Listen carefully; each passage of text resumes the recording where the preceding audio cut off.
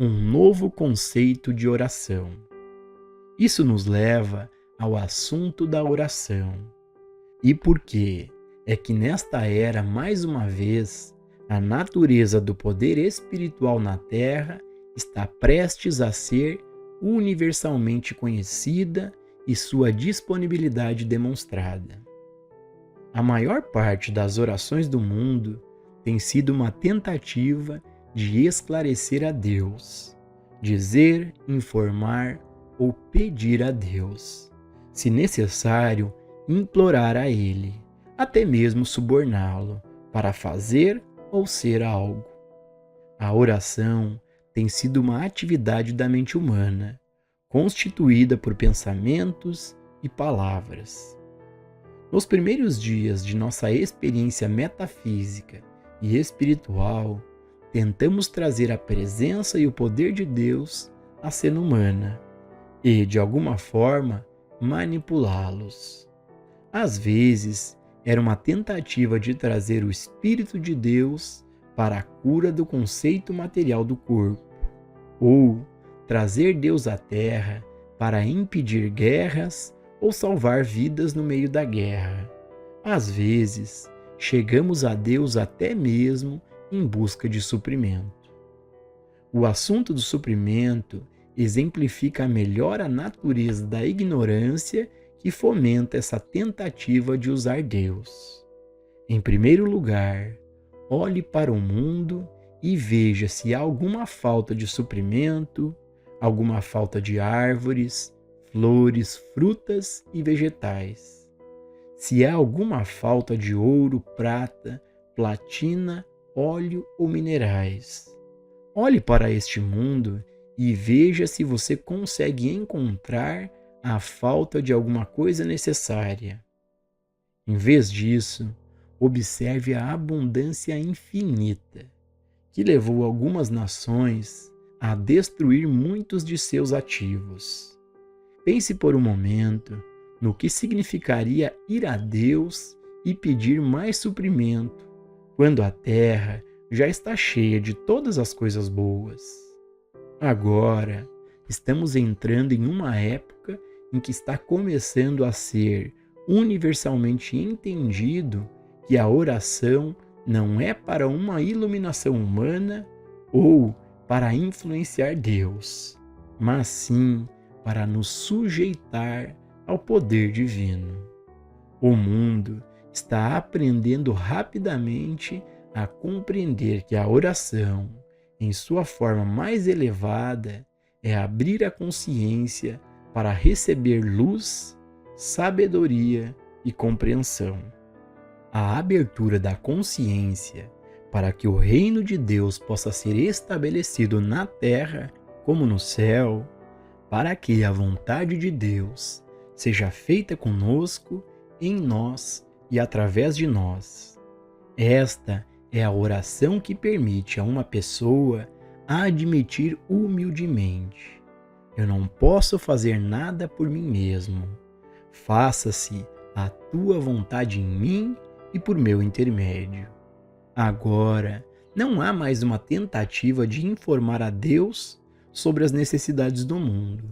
Agora, há apenas a abertura da consciência para receber a graça divina que já está presente dentro. Não é como se Deus fosse um Deus distante.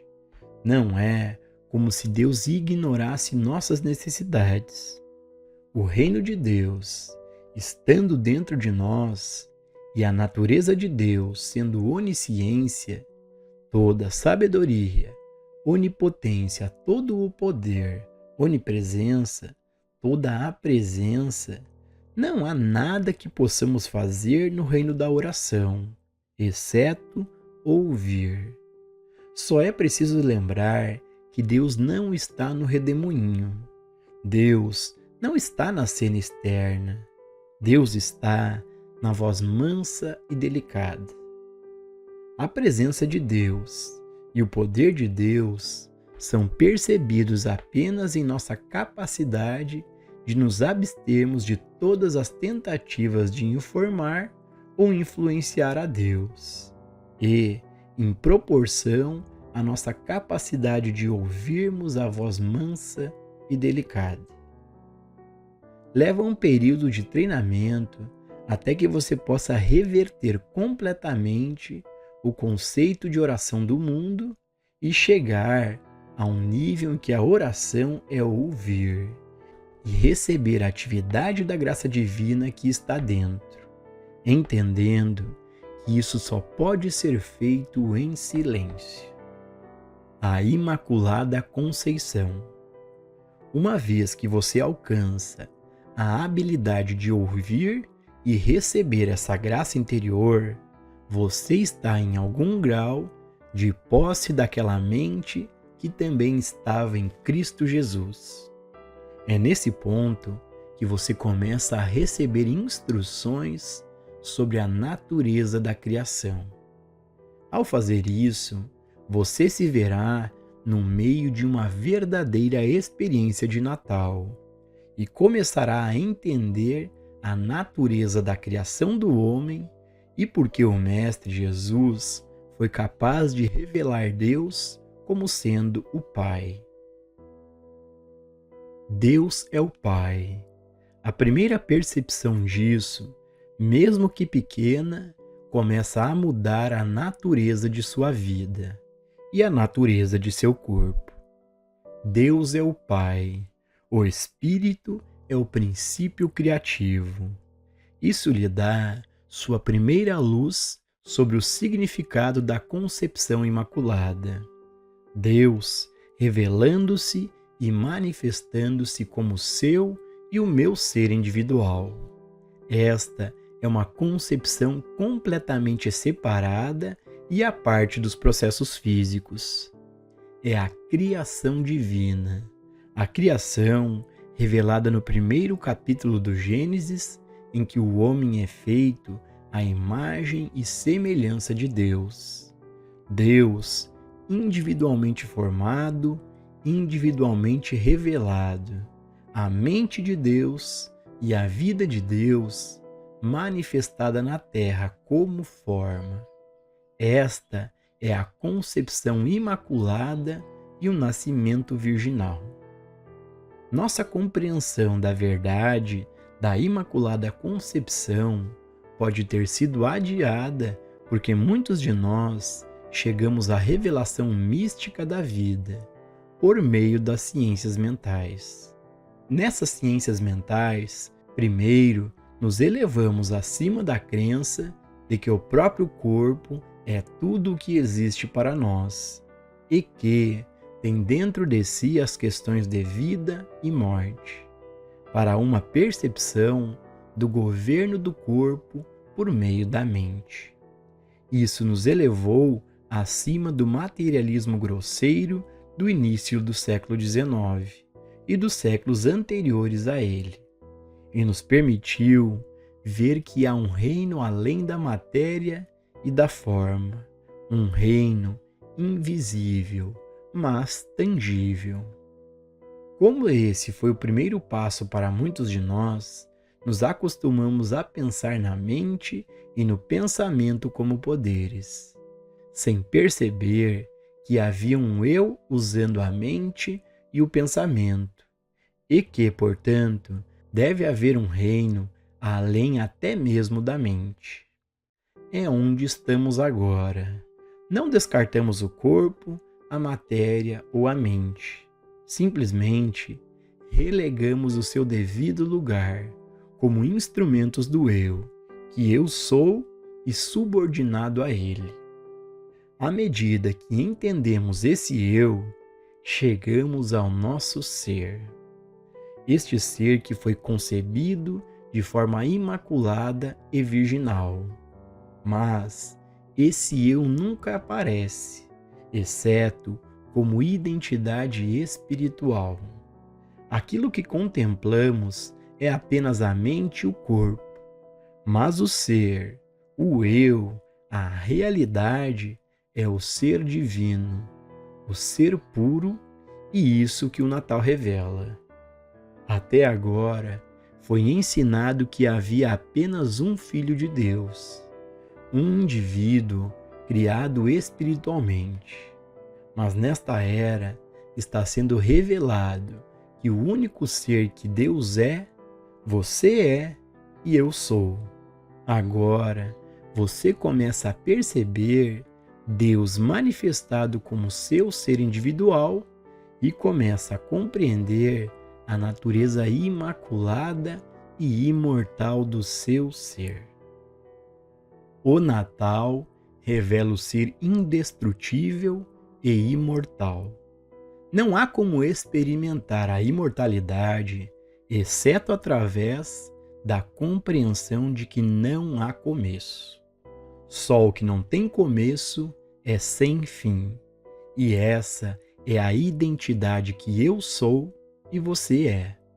Esta é a revelação do Natal, do ser imortal que somos.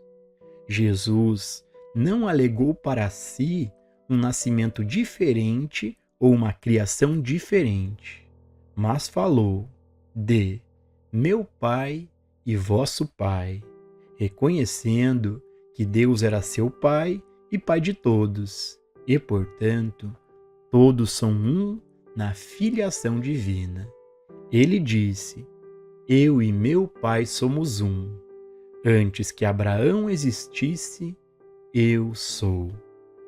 Antes que o sentido humano de Abraão aparecesse na terra, eu sou. E esse eu sou teve seu início no princípio. Eu e o Pai somos indivisíveis, indivisivelmente um. E isso significa seu Pai e meu Pai. Esta é a revelação do Natal. Eu e o meu Pai somos um. Quem me vê, vê aquele que me enviou. E esta é a verdade de seu ser imaculado, de sua identidade concebida espiritualmente. Uma vez que você entende que Cristo Jesus não declarou uma identidade separada e a parte da sua ou da minha, você está vivendo a experiência do Natal e pode discernir a natureza da mensagem de Cristo, a revelação da filiação espiritual. Até que você compreenda a filiação espiritual, você não pode ter um Natal de verdade. E para você, o Natal continuará sendo um feriado pagão. Mas, quando você percebe a divindade do seu ser, a paternidade de Deus e a natureza espiritual do Filho, você entra na experiência do Natal. Você é despertado para a missa do Cristo. O segredo está na palavra eu. Eu vim para que todos tenham vida e a tenham em abundância. Eu, este Filho Divino ou Cristo, que é a sua identidade, é a eternidade e a perfeição do seu ser. Sem esse eu no centro do seu ser, sem essa divindade como a natureza do seu ser, onde está a sua imortalidade? Onde está o seu governo de Deus? A identidade humana morre para que o Cristo nasça. Assim, à medida que você permanece mais e mais em silêncio e recebe luz de dentro, você descobre que Deus plantou paz na terra, plantou abundância, harmonia e saúde. Ao olhar dos 5 sentidos físicos, no entanto, você não percebe a natureza deste universo espiritual, e você constrói um universo a partir do 2º e 3º capítulos do Gênesis, uma criação sua, na qual você coloca rótulos em tudo e nomeia algumas coisas boas e outras más. Mas lembre-se de que, enquanto persistir em olhar através da mente humana, você continuará a testemunhar o bem e o mal, a abundância e a carência, saúde e doença, vida e morte. É somente quando você aprende a ficar quieto e ouvir a voz mansa e delicada, que a revelação é dada a você sobre a natureza espiritual do seu ser. O nascimento de Cristo, então, ocorre dentro de você e a individualidade humana morre. A individualidade humana não pode ser espiritualizada. A individualidade humana não pode receber a graça de Deus, porque não conhece as coisas de Deus. Para receber as coisas de Deus, é necessário morrer diariamente.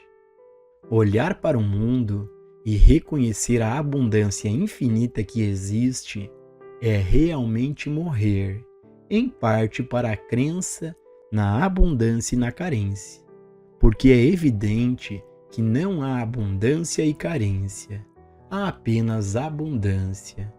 O que o homem faz com essa abundância, entretanto, é uma história bem diferente. Mas a abundância está lá, pronta para pular em manifestação visível com uma mudança de consciência. Olhe constantemente para este mundo de abundância e você notará que parte de você, aquela parte de você que acreditava na falta, morreu. Assim é, à medida que mais e mais dessa mente que estava em Cristo Jesus se torna sua mente, por meio da escuta, por meio dessa experiência superior de oração, você é capaz de olhar para fora e discernir que saúde e integridade são a realidade. Em nenhum lugar no reino de Deus há um oposto. E é apenas na medida em que você é governado e moldado por esta crença em dois poderes que você experimenta o que é chamado de mundo humano, o mundo do bem e do mal. Você morre para a crença da mente humana somente quando é instruído pela voz mansa e delicada, pois esta voz tem uma oportunidade de revelar a sua natureza e sua presença, pois ela é o Consolador. Em certa medida, você morre para a sua humanidade ao ponderar sobre a natureza de seu Pai, que está no céu, de seu único Pai, permitindo-lhe assim ponderar a natureza de seu ser, aquele ser imaculadamente concebido e espiritualmente gerado, como a cristandade do seu ser, aquele que você nunca nasceu e nunca morrerá, que, como herdeiro de Deus, não vive pela força ou pelo poder, nem mesmo por suplicar a Deus, mas vive pela graça. Esta é sua filiação divina, sua vida individual que é vivida pela graça em virtude de ser um herdeiro e não pelo suor da sua testa. Comece a perceber que a razão do Natal é a revelação do seu eu, sua filiação divina. O Espírito de Deus que se manifestou por meio de Cristo Jesus é a prova de todos os tempos da natureza espiritual da sua identidade.